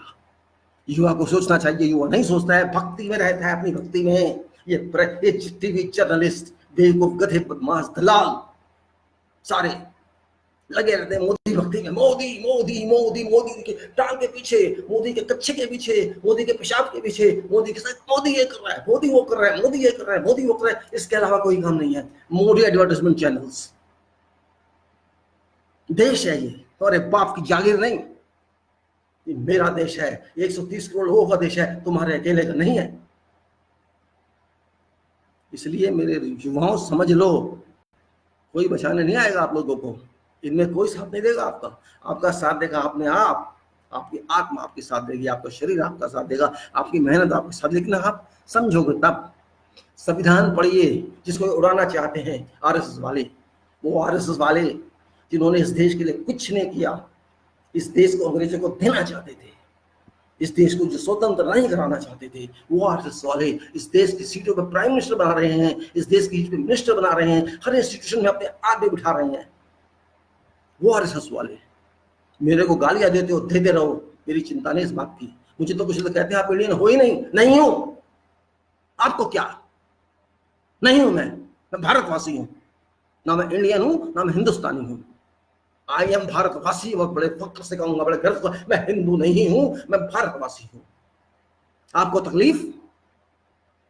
मैं जय भारत कहूंगा, जय हिंद नहीं कहूंगा। तो भारत मेरा देश है, हिंदुस्तान मेरा देश नहीं है। और इंडिया तो अंग्रेज दे गए, गंद फैला गए, और ये हिंदुस्तान के नाम पे गंद फैला रहे हैं। यदा यदा हि धर्मस्य ग्लानिर्भवति भारत है, मैं कृष्ण की बात मानूंगा, राम की बात मानूंगा, सत्यवादी हरिश्चंद्र की बात मानूंगा, मैं वेद पुराण की बात मानूंगा, मैं शिव ब्रह्मा विष्णु की। किसी शिव ने ब्रह्मा ने विष्णु ने भी कहा हो कि हिंदुस्तान है तो मुझे बता दो, ये गधे मुझे बताएंगे। 2 पैसे की औकात नहीं, पढ़ाई लिखाई फेक सर्टिफिकेट से की होगी जिन्होंने, वो बताएंगे। आप संविधान को नहीं समझेंगे तो पिट जाएंगे। ये संविधान आपकी वेल्थ है, किसी ने लिखी हो मैं उस बात को नहीं कहूंगा, बाबा साहब ने लिखी है, ठीक है, अच्छी बात है, वो लिख के गए, उनकी किस्मत में ऐसा था, भगवान ने उनको आशीर्वाद दिया होगा, उनकी किस्मत ऐसे बनाई होगी कि बाबा साहब आप एक काम करके आइए, और वो इसी काम के लिए शायद दुनिया में आए होंगे। हर आदमी किसी न किसी प्रोजेक्ट लेके आता है, ये प्रोजेक्ट उनका रहा होगा, उन्होंने बहुत अच्छा काम किया देश के लिए, मैं उनका धन्यवाद करता हूँ, उनको प्रार्थना करता हूँ कि जहाँ रहे शांति से रहें। वो हमारे देश के बहुत बड़े नेता थे, बहुत हाई लेवल के नेता थे, इससे गांधी के लेवल का आप कह सकते हैं, उससे ऊपर भी आप कह सकते हैं, तो कोई इसमें गलत बात नहीं है। तो जो कहेगा उसको कहा जाएगा। उन्होंने स्ट्रगल जिंदगी में सहा होगा, सब कुछ सहा होगा, और वो बहुत ज्यादा पढ़े लिखे भी थे, इसमें भी कोई शक नहीं है। उन्होंने एक व्यक्ति की, एक आम आदमी की, देश के जो रियल कॉमन मैन है उसकी आवाज को समझा, उसकी आत्मा को समझा, और वो शायद खुद भी ऐसे ही थे। तो उन्होंने इस देश को ऐसा दस्तावेज दिया जिसके अंदर भारत की आत्मा समाई हुई है, जिसके बिना भारत चल नहीं सकता है, वो चलेगा भी तो गिर जाएगा। यहाँ पर आप कह सकते हैं आताताई आ जाएगी। अगर आप इस संविधान को आज हटा दें तो आप एक कूड़ा कंट्री बन जाएंगे, कूड़ा कंट्री, एक डस्टबिन कंट्री बन जाएंगे, बनाना रिपब्लिक नहीं कहूंगा, कूड़ा रिपब्लिक बन जाएंगे आप। आपको कुछ समझ नहीं आएगा, आपको क्या करना है क्या नहीं, सब जगह अराजकता छा जाएगी देश में। ये संविधान उसकी प्रोटेक्टर है, उसकी पुलिस है, उसकी सिक्योरिटी है, उसकी मिलिट्री है, उसकी आर्मी है, उसकी एक तरह से कंट्रोलर है। ये संविधान भारत की जनता का, जो समझता है वो समझता है, जो नहीं समझता उसको समझाया नहीं जा सकता। ठीक है, संविधान में कमियां होंगी, हम ये कब कह रहे नहीं होंगी, कोई काम किया जाता है बहुत पुराना नहीं हो, 500 साल पुराना संविधान भी नहीं है, कमियां अवश्य होंगी, कमियां होंगी, ठीक करेंगे। लेकिन ये कहते हैं संविधान को हटा दो, वो आदमी को मैं जानवर से ज्यादा कुछ नहीं कहूंगा, क्योंकि जिसमें दिमाग नहीं है तो वैसे बकवास करता है, करता रहे, कोई हो जाए, क्या फर्क पड़ने वाला है। जो है हमारा है, आज की तारीख में हमारा संविधान किसी धार्मिक ग्रंथ से कम नहीं है, क्योंकि इसमें हमें अधिकार बताए गए हैं, हमारे कर्तव्य बताए गए हैं, हमारा देश किस तरह चलेगा ये बताया गया है। और इसको आप एनलार्ज कीजिए, किसने रोका है? आज की रिक्वायरमेंट के हिसाब से, आज के हिसाब से आप इसको आगे बढ़ाइए। पर आज तो बातें उल्टी हो रही हैं। इलेक्शन गया भाड़ में, ईवीएम से करेंगे, जिस तरह जिद होती है ना, कुत्ते की काल से भौं भौं भौं करता रहता है। आज की जनता में, आज की सरकार का वही हाल है, इलेक्शन कमीशन का वही हाल है, भौं भौं ईवीएम, भौं भौं ईवीएम, भौं भौं ईवीएम, भाड़ में जाए बैलेट बॉक्स, ईवीएम, भौं भौं भौं ईवीएम। क्या है ये सब? कुत्ते हो। एक मशीन जो इलीगल है, एक मशीन जो मैंडेटरी नहीं है, एक मशीन जो दुनिया भर में हटा दी गई है, आप उसके पीछे क्यों भागते हो? क्या इंटरेस्ट है आपका? You have got some personal interest, कुछ तो है आपका जो आप उसके पीछे भागे जा रहे हो, समझते नहीं हो बात को। क्यों? इसका मतलब आपका इंटरेस्ट है। आप ही का एक इंटेलेक्चुअल लिखता है कि मशीन गलत है, आप ही का एक लीडर लिखता है कि मशीन गलत है, आप ही मशीन पे लड़ाई करते थे कि इसको हटाया जाए, इसका यूज ना किया जाए। क्यों? आज आपको कौन से कुत्ते ने काट लिया जो आप कहते हैं इसको यूज किया जाए? क्या कहना चाहिए आपको? मेरी भाषा ऐसी होगी, जब आप गलत होंगे तो आपको ऐसा ही कहा जाएगा, क्योंकि मैं बहुत पॉलिश्ड आदमी नहीं हूँ, मैं एक इंजीनियर हूँ। इंजीनियर रफ होता है, roughness means engineer, engineer roughness. मेरी रफनेस सिविल इंजीनियर वाली है, और मैं काम लात मार के भी ले सकता हूँ और प्यार से भी ले सकता हूँ। आप मेरे लेबर से कम नहीं हो, क्योंकि आप देश के नौकर हो। आपको सुननी होगी बात और उसका जवाब भी देना होगा। आपको क्या इंटरेस्ट है ईवीएम में prime minister, fake EVM prime minister, और गवर्नमेंट को क्या इंटरेस्ट है, और ईसी को क्या इंटरेस्ट है, और जजों को भी क्या इंटरेस्ट है कि ईवीएम के पीछे पड़े कि ईवीएम से ही चुनाव होंगे, जबकि पीपल रिप्रेजेंट एक्ट नहीं कहता कि ईवीएम से मैंडेटरी है चुनाव कराए जाए। इसका मतलब कहीं ना कहीं दाल में काला है या काली पूरी दाल है, ये तो वही जाने। हम तो इतना जानते हैं सच्चाई नहीं झूठ है, अगर एक चीज गलत है तो गलत है, बात खत्म, नो क्वेश्चन। फुल प्रूफ कम होना चाहिए। क्यों नहीं करते आप? जब एक काम सच हो सकता है तो आप फैब्रिकेशन क्यों करते हैं? आप झूठ के रास्ते पे क्यों जाते हैं? जब मेरी मंजिल तय है कि मुझे यहाँ जाना है और वो मेरी जगह मिलती है, सड़क मिलती है, तो मैं क्यों ना जाऊं? क्यों मैं वहां पर नाच करूं, डांस करूं, इधर उधर का, नॉर्थ साउथ ईस्ट वेस्ट, इधर जाऊं कि उधर जाऊं, उधर जाऊं कि इधर? क्यों? मतलब है कि मैं चोर हूं, मेरी दाढ़ी में तिनका है, इसलिए ना। मैं तिनके वाली दाढ़ी नहीं रख सकता, मैं काट दूंगा दाढ़ी को भी तिनके को भी। समझ आई कि नहीं समझ आई आपको? बैठ गए जाके लोकसभा में, नई लोकसभा है ये, 17वीं लोकसभा है, काम तमाम होना है इस लोकसभा का, याद रख लेना, जल्दी जाएगी ये। राम ही नाम सत्य होगा इसका, लोकसभा का। अब राम ही नाम सत्य है, सच्चाई ढूंढो, राम ढूंढो। जय श्री राम तो कह रहे हो, जय श्री राम का तो जानते हो? कभी समझा राम क्या होता है? नहीं समझा होगा आपने, खाली शोर मचाने के लिए। अरे राम को कभी जिंदगी में फॉलो किया है किसी ने? एक फेक पीएम जो अपने माता पिता को छोड़ देता है, अपनी पत्नी को छोड़ देता है, वो कहता है जय श्री राम कह रहा है। जय श्री राम ने तो नहीं कहता ऐसा, श्री राम ने तो पत्नी नहीं छोड़ी थी। श्री राम के रास्ते जाओगे, उनको फॉलो करोगे, छोड़ दो गद्दी, फॉलो करोगे तो जाओ वनवास में। श्री राम को फॉलो करना इतना आसान नहीं है, बहुत मुश्किल है। अच्छे अच्छे फेल हो गए, और सच पूछो तो श्री राम खुद ही फेल हो गए थे। श्री राम तो बाद में आए हैं, पहले तो आए थे सत्यवादी हरिश्चंद्र, वो खुद फेल हो गए थे, तो श्री राम बन के आए, वो फिर फेल हो गए, तो कृष्ण बन के आए। आप तो कृष्ण हो, नाचेगा भी, गाएगा भी, डांस भी करेगा, चीट भी करेगा, दर्शन देगा, सब कुछ करेगा, हथियार नहीं उठाऊंगा। राम ने उठाए थे हथियार, खुद लड़ाई की थी, जानवरों का साथ लेके की थी, आदमियों का साथ लेके ज्यादा नहीं की थी। और ऐसे आदमियों को लाए थे, घर का कहते हैं घर का भेदी लंका ढाए, ऐसे भी काम किए थे। सत्यवादी ने ये नहीं किए थे, सत्यवादी सच पे अड़ा था, अड़ेंगे आप। अरे सत्य का नाम तो राम से भी ऊपर है, हम कहते हैं राम नाम सत्य, राम नाम सत्य, राम का नाम सत्य है, बात को समझ लीजिए, राम सत्य नहीं, राम का नाम सत्य है, क्योंकि राम का नाम राम से बड़ा होता है। सत्यवादी का, सत्यवादी बनना इसका पता नहीं। भगवान भी फेल हो गए सत्यवादी बनने में, इंद्र भी फेल हो गए सत्यवादी बनने में, बड़े बड़े फेल हो गए। इतना आसान नहीं है सत्य को फेस करना। आपकी तो औकात क्या है सबकी? आप एक संविधान नहीं फेस कर पा रहे, एक सच्चाई नहीं। संविधान तो बहुत छोटी चीज है, अगर आप पूरे विश्व को मिलाएं, पूरे सौरमंडल को मिलाएं, पूरे ब्रह्मांड को मिलाएं, तो संविधान क्या एक छोटी सी पुस्तक है। लेकिन भारत के लिए सब कुछ है, क्योंकि भारत संविधान पर चलता है। संविधान भारत की आत्मा है, संविधान भारत का शरीर है, संविधान भारत का वर्तमान है, संविधान भारत का भविष्य है। संविधान विधान मिले हुए सारे इसमें, इसी के हिसाब से नियम कानून अधिनियम बनते हैं, देश चलता है। उसको आप ऐसे कहते हैं कुछ है, क्यों कसमें ले रहे हैं? अगर संविधान को नहीं मानते तो, अगर आपको मनुष्य वृत्ति लानी है, आपको सब कुछ चेंज करना है, क्यों कसमें खा रहे हैं? दिखाने के लिए खा रहे हैं। जाके सब संविधान की शपथ क्यों ले रहे हैं फिर आप? क्योंकि आपको सीट पे बैठना है, इसलिए ले रहे हैं। अगर ताकत है छोड़ो, हमने लिए, हम लोग मनुष्य खाइए, दूसरी कसम खाइए, लेकिन नहीं, आप नहीं खाएंगे, क्योंकि आपको सीट चाहिए। कांग्रेस हो, बीजेपी हो, कोई हो, सब एक ही थैली के हैं, सब एक ही तरह के, एक ही टीम के मेंबर है, कोई फर्क नहीं है। फर्क तो पब्लिक में है, पब्लिक जानती है कौन गलत है कौन सही है। असली बात तो यह है, न बीजेपी सही है, न कांग्रेस सही है, पब्लिक सही है। बस पब्लिक थोड़ी ढीली पड़ जाती है, पब्लिक सो जाती है कभी कभी, उसको उठाना पड़ता है, जगाना पड़ता है। पब्लिक जानती है कि आज सब कुछ गलत हो रहा है, सब चुनाव एक ड्रामा था, एक नौटंकी थी, एक बारात गई, बस डांस हुए, शोर मचाया, सब कुछ किया। प्रधानमंत्री साहब तो कहते तो उत्सव मना रहे हैं जी, गुस्सा आता है, शर्म भी आती है। क्या चुनाव उत्सव होता है?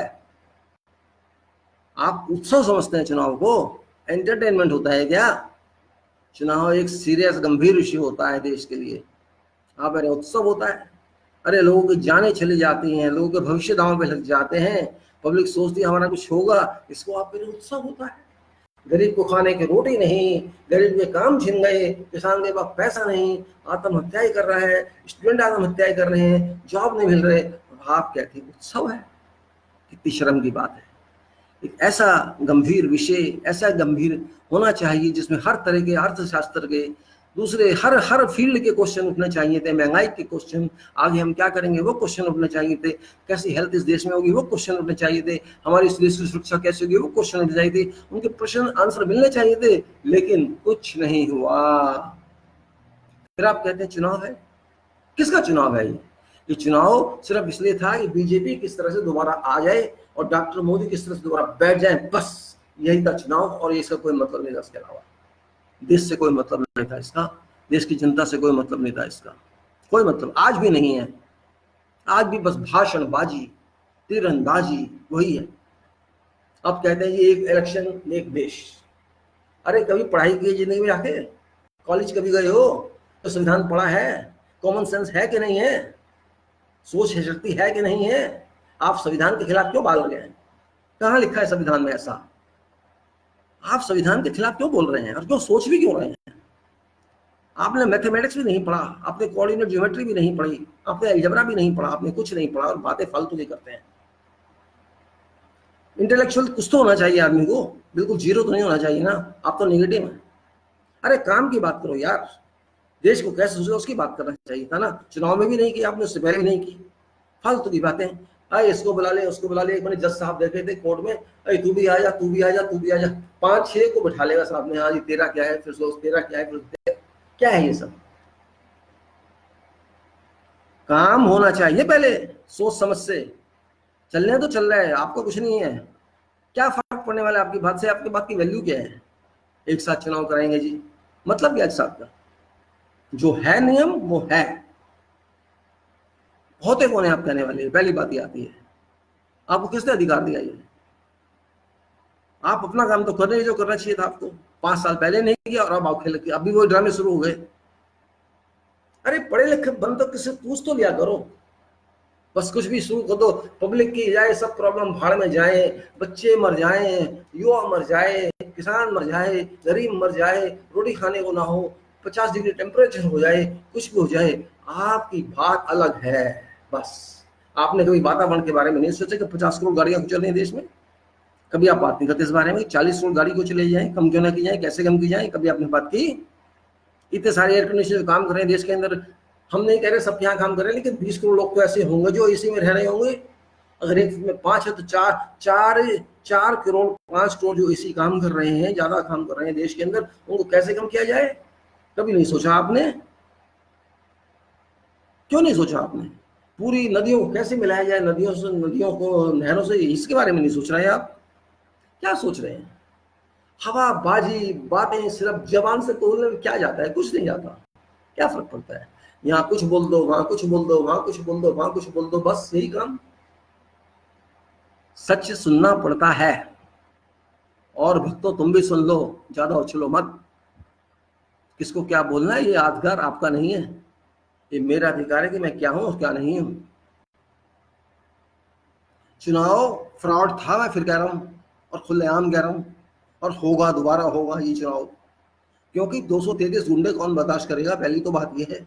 ईवीएम ही छोड़ दो आप एक तरफ, अरे एक आध आ जाता है, 2-4 आ जाता है, जो गलती से आ जाते हैं, क्या मान लेते हैं भाई 545 है, 1-2 तो चल जाएगा, कोई बात नहीं है।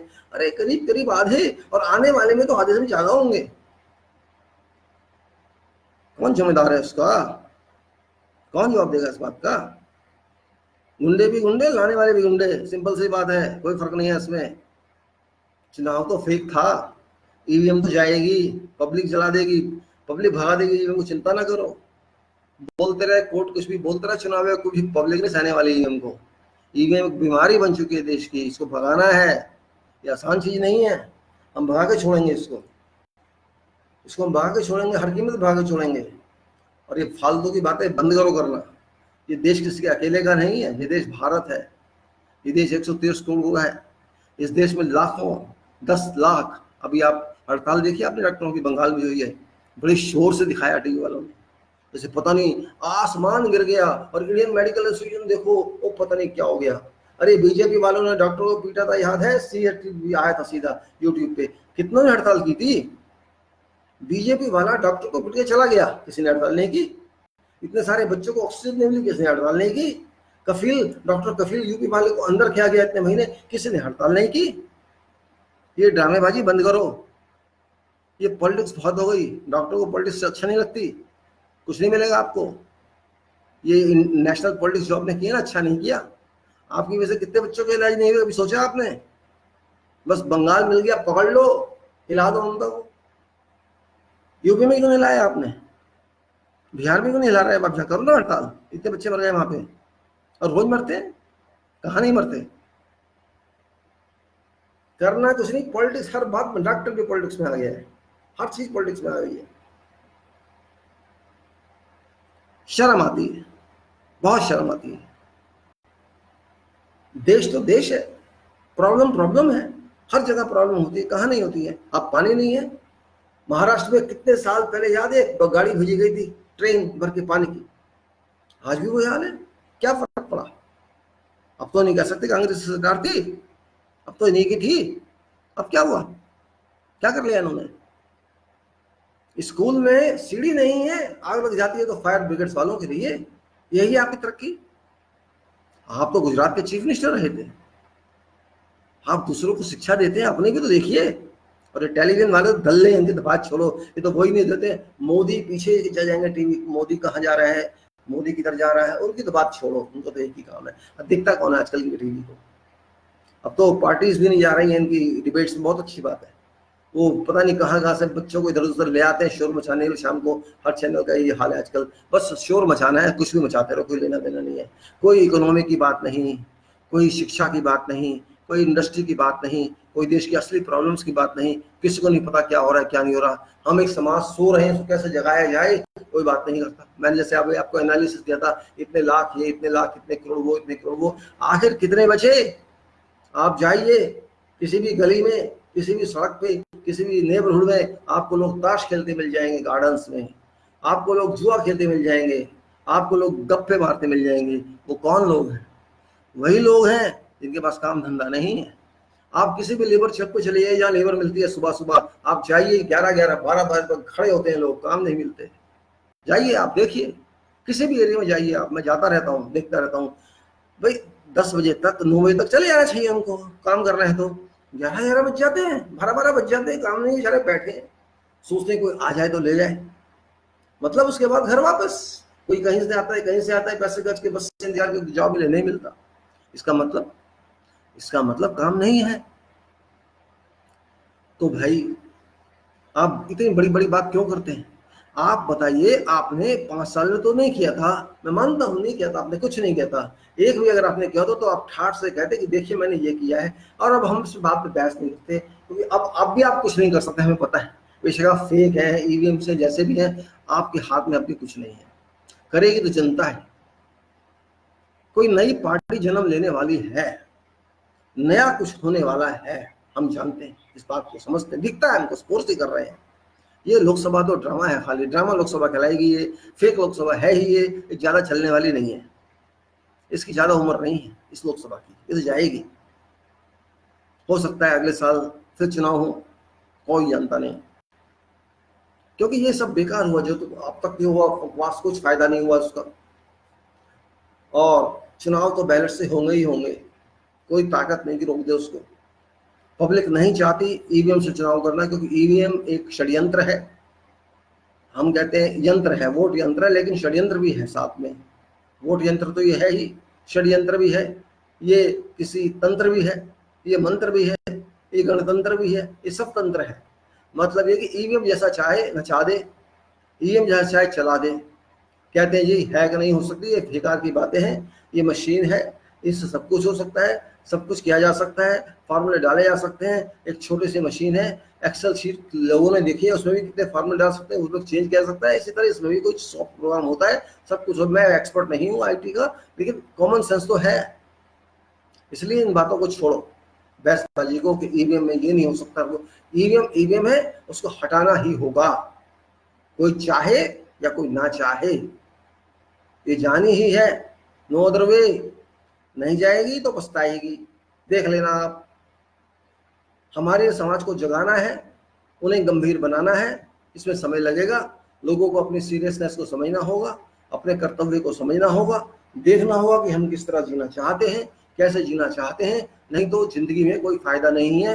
We have to bring our people to a level of seriousness. We have to bring them to a level of sleeping state, because people generally sleep. Sleep doesn't mean by closing your eyes and lay down. Sleep means mentally sleep. People are sleeping, they are not serious, they are not giving anything in quality, they are not valued about quality, they don't care about present, future, they don't understand constitution of this country, they don't understand how we are managing this country, they don't understand how structure of this country is working, they are just thinking in nothing. And that's why, because there are many people in this country, 132 people, half of them are users, take them out of kids and others, and more about 10% people, about shopkeepers and dealers and all that, which are of no product input output, and there is a railway system which is of professional use, and there is certain there are factories, there are industries, heavy industry, every industry which is production, but quality is very poor, not that much, except to leave some companies, for example, metro is a quality, moderate quality, while other, I have seen steel, I have seen many other items that have been produced and manufactured in this country, which are not that limited quality alone. It means there's no quality control, there's no site management, there's no very at all. Production of these steel is done, and their abuse of this is done on sites by throwing them on dust or rain, expose them still, and the dust is still being used. The bent is still reached the site and is straightened, and after it's cut and bent to correct position, then installed on site. And that's the reason where on the quality, and it happens not only in construction or real estate, it happens everywhere. For real estate, construction, mining are major sectors of this country. 70% of our money goes to these sectors, and we have to control this. Very important. Otherwise, all our money budget of 70% is a big one for these items. 80 sectors in this real estate, construction, mining, manufacturing, factory, and all that many are involved. About most of our money go there. But we are not taking any control. Our educated people, engineers, professionals, they are not well marked. They are not coming with trained. The professors are teaching in a professional way. They're teachers, but these products do not learn anything. They just learn theory, and that theory also too old. They come to the field. They have to spend many years in the field just to understand what facts are, what quality, how to comply with quality. That is a very important issue. And until one gets quality compliance knowledge, one cannot see a professional. The definition of professional is different. Your professional is advanced study in every field, theory, practical, tutorial, everywhere. If you don't know, you have to understand what professional is. Professional is having advanced knowledge, academics knowledge, experience knowledge, theory knowledge, tutorial knowledge, every knowledge learning from field. Because you have, when you work in field, you understand many things. After work of 4, 10 years or 5 years, whatever it is, if you work and sleep on sites, do nothing. In offices, because white collar job where people learn nothing except the sites of 30 years, I know nothing, and you can say this man is clear on record. Means if you do nothing, how can you say your record is bad? It cannot be said that way. You have to understand and abstract that. What I'm going to say is we have to make people live up.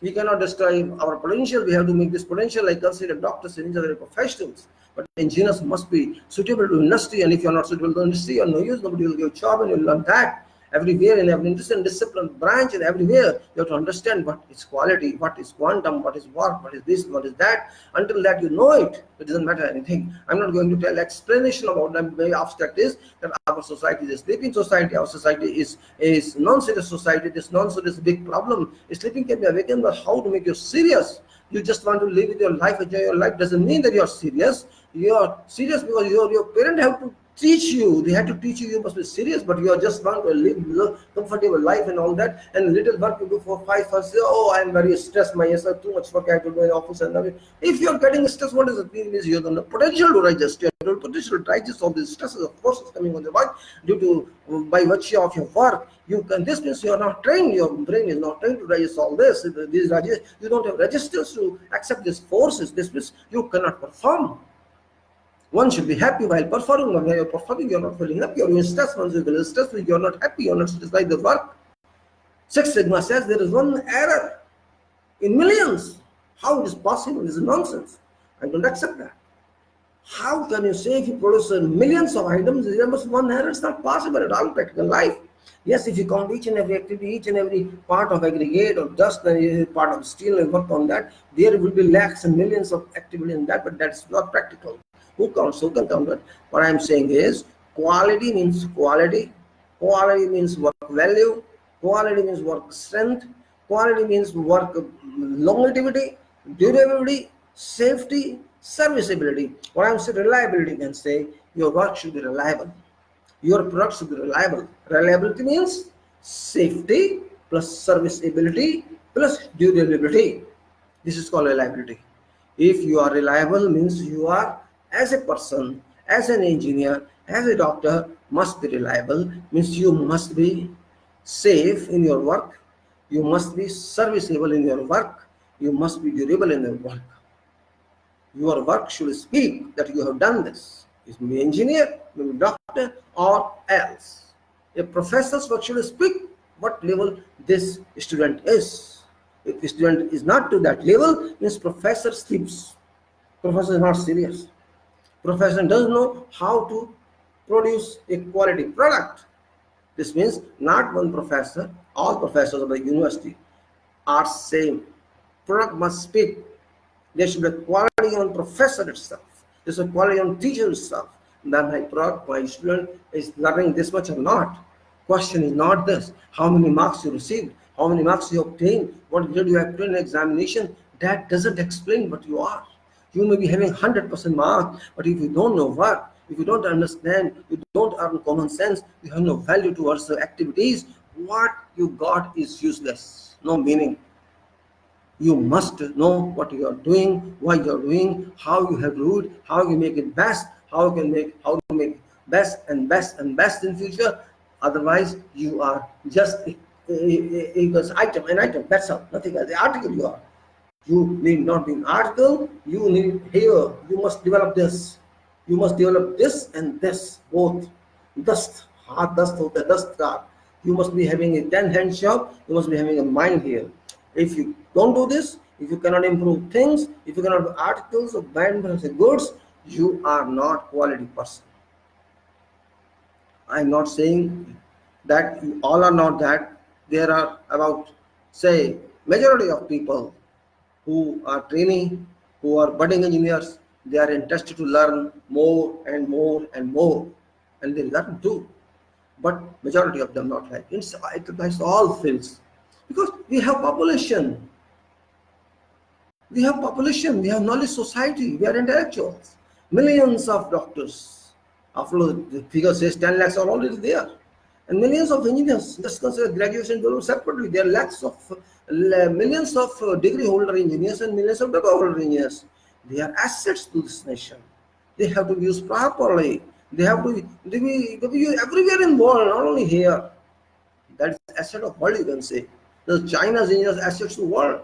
Similarly, our engineers must be asset to world, not just asset for some company or asset to some society. You should be international asset.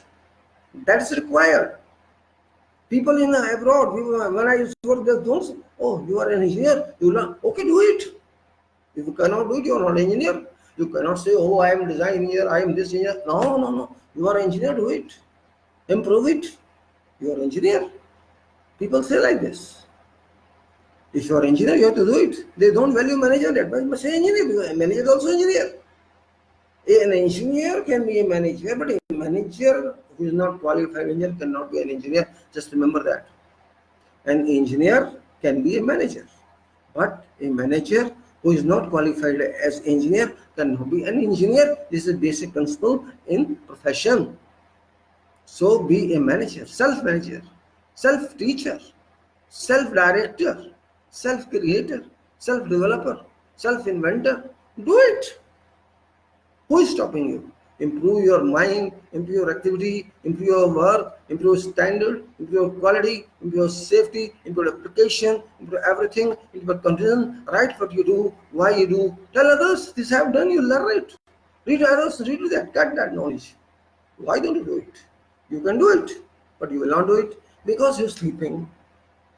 Oh, my wife, my kids, I have to go home, and this, I have to party, birthday party, a marriage party, this party, that party. You are wasting your precious time in social stratification, which has nothing to do with profession. Either enjoy social life or enjoy professional life, no other way. If you mix the two, finish. You are neither professional nor social. There's a conflict of both social interest as well as professional interest, and conflicts cannot move. You cannot say, oh, this is life you have to live. You have to live, but don't think you're intelligent then. Because your energy, your kids will take, your energy, your wife will take, your energy, your efforts for maintenance will take. Your efforts will not go to profession for which God has sent you here. God has not sent you here to make family. God has sent you here to make His world, and that world is so you have to do this world through professional knowledge, engineering knowledge, medical knowledge, and all other knowledges. If you can't do that, find a professional. Otherwise, you're not a professional. You are 50-50, and 50-50 means khalas. Well, I will not go further with more than 1 hour is already early. I this cycle because you feel busy, and that I'll talk to you next time about same subject content of that. So this is a very explanatory subject and takes time. And today, unfortunately, there's a day. It's the 20th June today, and it is World Refugee Day, which is very bad one. Believe me, I had to start this. This is without, but I got. I have put some note here on my Facebook that today is, and there are about 7 crore people available around as refugees in the world, and it's really very drastic situation very threatening situation, you can say. These people, including many nations, African, many countries, so they come to Libya, to Europe, and many people from Syria to Lebanon, and they're coming. But there are many Bangladeshis and many other people which are running from here to there. For example, Philistines, about 6 crore Philistines all over the world here. So refugee is really a very bad situation here. People are running from it due to any reason, religious reason, social reason, social reason, right, economic reason. They are living in place, not other than just for shelter and for jobs and for this and that. And Europe is not cooperating, and many people, although there is instruction, there's a direction, resolution from United Nations General Assembly that they have to accept it, but they are not, because this costs money everywhere. People are waiting at sea for many days and weeks, and they are dying and jumping, and so many things are happening, or they are coming back, whatever it is. It's very bad situation. I really feel sorry for this, regretful it is. You cannot say it's a good day or bad day, but it's a really regretful day for all of us, 7 billion people on earth. It is not for all, not for one. So we are 7 million people, and out of 7 billion, you can say 7 crore. You can say 7 crore. 1% people are refugees, and they are going increasing. 1% people today are refugees on earth, from one country to other country. Really, this is not acceptable. I don't. Anyhow, thank you very much. I will close it now for sake of this video, and thank you very much for your kind cooperation. Jai Bharat, Jai Vishwa. Namaskar. Thank you.